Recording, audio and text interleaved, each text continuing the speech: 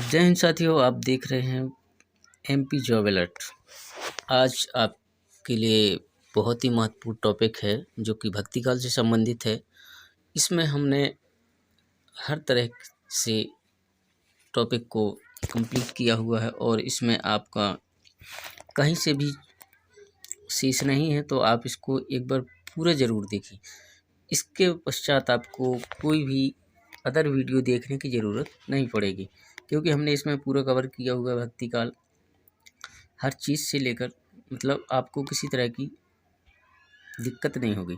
तो आप इस वीडियो को पूरा ज़रूर देखिए और चलिए शुरू करते हैं। तो देखिए, भक्ति काल को पूर्व मध्यकाल के नाम से भी जाना जाता था, है ना। तो भक्ति काल को हिंदी का स्वर्ण काल कहा जाता था। और भक्ति काल के उदय के बारे में सर्वप्रथम किसने, जॉर्ज ग्रियर्सन ने अपना मत व्यक्त किया था। तो इसे क्या कहा था, इसे कहा था यह ईसाइयत की देन है। भक्ति काल को क्या कहा था कि भक्ति काल ईसाइयत की देन है। तो किसने कहा था, जॉर्ज ग्रियर्सन ने। और इसका समय सीमा देखते हैं। तो इसकी समय सीमा जो है 1375 से, वो भी विक्रम संवत में है, 1375 विक्रम संवत से 1700 विक्रम संवत तक मानी जाती है इसकी समय सीमा भक्ति काल की। चलिए, भक्ति काल को हिंदी का स्वर्ण युग किसने कहा था, है ना। अभी इसमें दो तरह के क्वेश्चन है, स्वर्ण युग और स्वर्ण काल। तो दोनों कन्फ्यूजन वाले क्वेश्चन है, तो इसमें थोड़ा गौर करने की ज़रूरत है। जैसे देखिए, जैसे कि स्वर्ण युग, है ना। तो अगर भक्ति काल को हिंदी का स्वर्ण युग पूछा जाए तो इसमें आपको बताना है जॉर्ज ग्रियर्सन। अगर स्वर्ण काल पूछा जाए तो बताना है श्याम सुंदर दास, है ना। तो दोनों में थोड़ा सा डिफरेंस है और अलग है। तो भक्ति काल को हिंदी का स्वर्ण युग किसने कहा है, तो श्याम सुंदर दास ने कहा। किसने कहा है, स्वर्ण काल श्याम सुंदर दास ने। अगर स्वर्ण युग पूछा जाए तो किसने कहा है, जॉर्ज ग्रियर्सन ने, है ना। तो दोनों अलग हैं। भक्ति काल को हिंदी का स्वर्ण युग किसने कहा, तो जॉर्ज ग्रियर्सन ने। और भक्ति काल को हिंदी का स्वर्ण काल किसने कहा, तो श्याम सुंदर दास ने कहा। चलिए, अब इसको देखो और क्या कहा, कलात्मक उत्कर्ष का काल किसने कहा है, तो पृथ्वीनाथ कमलकुल श्रेष्ठ ने। क्या कहा है, कलात्मक उत्कर्ष का काल। क्या कहा है, कलात्मक उत्कर्ष का काल पृथ्वीनाथ कमलकुल श्रेष्ठ ने। चलिए, एक नई दुनिया का काल कहा है, तो किसने कहा है, हजारी प्रसाद द्विवेदी ने। क्या कहा है कि भक्ति काल एक नई दुनिया का काल है। किसने कहा, हजारी प्रसाद द्विवेदी जी ने। चलिए आगे चलते हैं। भक्ति शब्द की व्युत्पत्ति, अब बताना है अपन को भक्ति शब्द की व्युत्पत्ति कैसे और कब हुई, है ना। तो भक्ति शब्द की उत्पत्ति मोनियर विलियम्स के अनुसार भक्ति शब्द संस्कृत के भज धातु कितने प्रत्यय से बना है, यानी कितने प्रत्यय लगाने से बना हुआ है। तो जैसे कि हम इसमें देखेंगे, भज प्लस कितने यानी बराबर होता है भक्ति, यानी ये इसके योग से बना है। चलिए अभी देखते हैं भक्ति काल की प्रमुख परिभाषा। तो परिभाषा देखते हैं। सर्वप्रथम, भगवान के प्रति अनन्यगामी एकांत प्रेम का भाव ही भक्ति है। तो यह किसने कहा है, डॉक्टर हजारी प्रसाद द्विवेदी जी ने। क्या कहा है कि भगवान के प्रति अनन्यगामी एकांत प्रेम का भाव ही क्या है, भक्ति है। तो किसने कहा है, हजारी प्रसाद द्विवेदी जी ने। अगली परिभाषा है, श्रद्धा और प्रेम के योग का नाम ही भक्ति है। तो यह परिभाषा किसने दी है, आचार्य रामचंद्र शुक्ल जी ने। क्या कहा है, श्रद्धा और प्रेम के योग का नाम ही भक्ति है। चलिए अगला, अब देखते हैं भक्ति काल का उदय। ठीक है, भक्ति काल का उदय कैसे, तो सर्वप्रथम भक्ति शब्द का सर्वप्रथम जो उदय है कहाँ से हुआ था, दक्षिण भारत से हुआ था। कहाँ से हुआ था, दक्षिण भारत से माना गया है। और इसमें इसको भक्ति को उत्तर भारत में लाने का श्रेय किसका है, तो रामानंद जी का है। किसका है, तो उत्तर भारत में रामानंद जी का माना जाता है। अब देखिए, कबीरदास जी ने कहा था, क्या कहा था कि भक्ति दक्षिण उपजी लाए रामानंद, यानी कबीर ने प्रकट किया 7 दीप 9 खंड। यानी भक्ति का विकास कहाँ हुआ, उपज जो हुई है भक्ति की शुरुआत दक्षिण भारत से हुई है। और उत्तर भारत में कौन लाए थे, तो रामानंद जी लाए थे। चले, दक्षिण भारत में भक्त कवियों की भी दो शाखाएं मानी जाती थी, जैसे कि अलवार और नैनार। तो जो अलवार हुआ करते थे वो भगवान विष्णु के उपासक थे। किसके थे? भगवान विष्णु के, है ना। जो अलवार थे वो भगवान विष्णु के उपासक माने जाते थे और इनकी संख्या 12 मानी जाती है। इनमें से एक महिला थी जिसका नाम अंडाल या अंदाल भी कहा जाता है कहीं कहीं, है ना। तो इनकी जो अलवार संत थे, इनकी अलवार भक्त थे, इनकी संख्या कितनी मानी जाती है? 12। इनमें से एक महिला थी जिसका नाम अंडाल था और इनमें से सबसे प्रसिद्ध थे जो अलवार सबसे प्रसिद्ध थे तो नमनावार थे। तो नमनालवार कौन थे? नमनालवार थे, सबसे प्रसिद्ध थे। अब देखते हैं नैनार। तो नैनार जो थे यह भगवान शिव के उपासक माने जाते हैं। किसके? शिव जी के। इनकी संख्या कितनी मानी जाती है? 63 है। जो इनमें भी एक महिला थी। देखिए, अलवारों में भी एक महिला थी और नैनारों में भी एक महिला थी। इनका क्या नाम था? इनका नाम था करई इक्कल अय्यर था, है ना।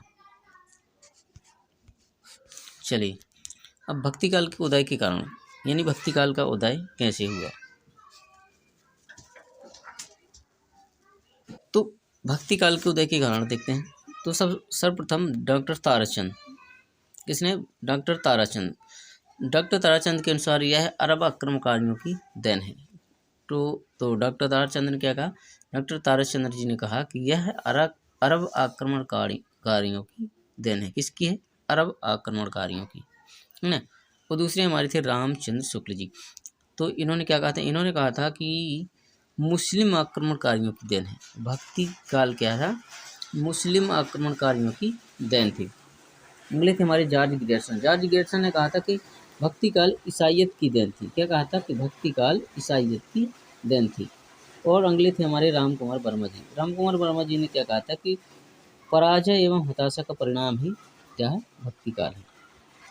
और अगली और परिभाषा हमारी स्वाभाविक मनोवृत्ति की देन थी, यानी भक्ति काल क्या थी? स्वाभाविक मनोवृत्ति की देन। तो इस किसने कहा था? डॉक्टर हजारी प्रसाद द्विवेदी जी ने कहा था। क्या कहा था? कि स्वाभाविक मनोवृत्ति की देन ही भक्ति काल है।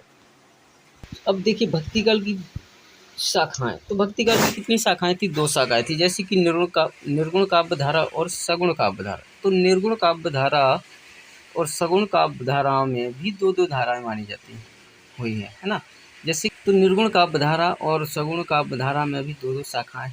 जैसे कि निर्गुण में ज्ञानाश्रय और प्रेमाश्रय शाखा। अब जिसमें ज्ञानाश्रय को क्या कहा जाता है? संत काव्य।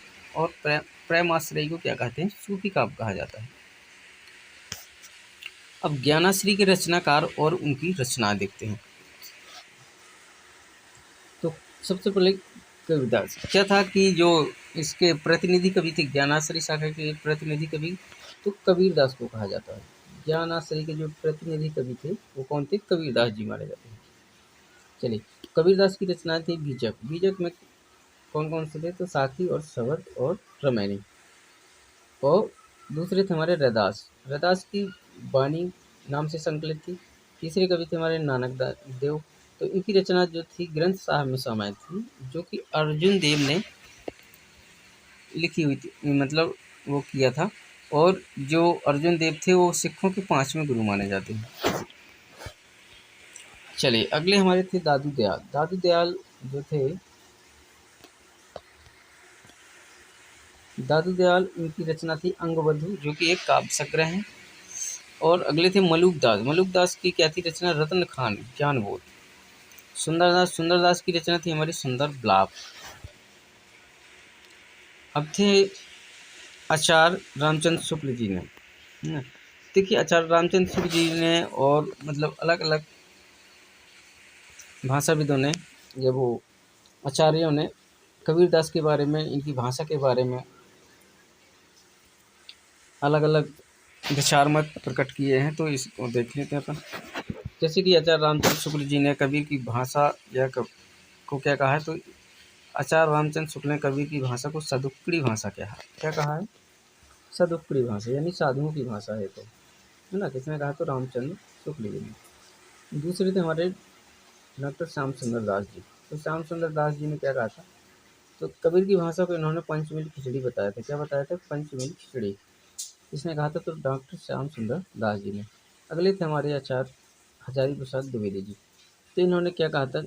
इन्होंने कहा था कि कबीरदास की भाषा को, कबीर को वाणी का डिटेक्टर कहा था। क्या कहा था? कबीरदास को वाणी का डिटेक्टर कहा गया था। किसने कहा था? हजारी प्रसाद द्विवेदी जी। अब देखेंगे अपन प्रेमाश्रय शाखा। अभी अपन ने देखा ज्ञानाश्रय, अब देखेंगे प्रेमाश्रय जो उसका दूसरा रूप है। तो जो प्रेमाश्रय शाखा है, इसके प्रतिनिधि कवि कौन है? तो जायसी जी, मलिक मोहम्मद जायसी, है ना। इसमें क्या है? इसमें परमात्मा को स्त्री और आत्मा को पुरुष के रूप में माना गया है ना। और इसके प्रतिनिधि कवि मलिक मोहम्मद जायसी है। इसी सूफी काव्य के नाम से भी जाना जाता है। किस नाम से जाना जाता है? तो सूफी काव्य, है ना। और सूफी काव्य में जो मसनवी शैली, उसका प्रयोग किया जाता था, है ना। सूफी काव्य में किसका प्रयोग किया जाता था? मसनवी शैली का।